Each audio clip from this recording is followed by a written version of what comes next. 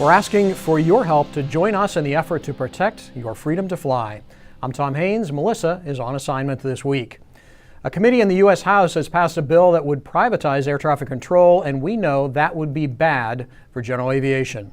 The bill was introduced last week. Markup happened on Tuesday, and it was approved by the House Transportation and Infrastructure Committee and will now be considered for a vote on the floor of the House. No Democrats voted for the bill. House General Aviation Caucus co-chair Todd Rokita of Indiana was the only Republican on the committee to vote against it. The ATC part of this bill has been called privatization. It's really the corporatization of a monopoly. And I happen to know a little bit about this. When I was Indiana Secretary of State, we privatized the Indiana Toll Road. When we privatized the Indiana Toll Road, first of all, we didn't give the toll road away. We leased it for 99 years for the price of $3.8 billion. Everyone was allowed to bid, anyone who was interested, and we gave the bid to the best bidder, a dispassionate third party that ran the concession. Here's what we didn't do.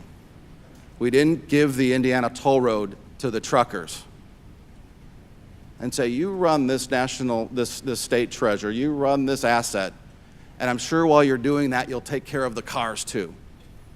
When you're trying to get cold rolled steel out of the steel mills in Northwest Indiana, I'm sure when your trucks need to get out, you won't block access on the on and off ramps. You won't do other things. You won't charge extra fees. We didn't do that because it wouldn't work. AOPA is against privatizing ATC. We want all of our members to join us in fighting against the bill. AOPA President and CEO Mark Baker says it's time to act. Well, the call to action is very important, and it is urgent. We got to light up the phones with these congressmen and women, your senators, because it's really urgent right now. So what can you do? Well, if you're an AOPA member, check your email.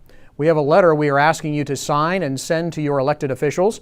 You can also call your congressman, reach out to their staff in your local field office, their statewide office, and their D.C. office. Many of them will be in their home districts for the 4th of July recess. Our representatives get back to the 4th of July parade around our towns in rural America, everywhere. And it's a great time to grab your representative and talk to them about why this ATC privatization is a bad idea. And it's urgent because when they come back to session, called to about July 10th, they may have an opportunity to start voting on this thing. It's really important that we get in touch with those representatives and say this is a bad idea for America, it's a bad idea for rural America, it's a bad idea for general aviation. You can find more information and resources on our websites.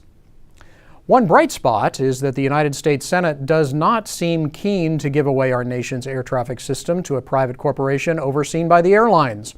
Senator John Thune has introduced an FAA reauthorization bill that does not include privatization. Markup on that bill is expected to happen this week. So unless a senator attempts to add privatization as an amendment, the Senate does not currently appear to want to make the same mistake as the House.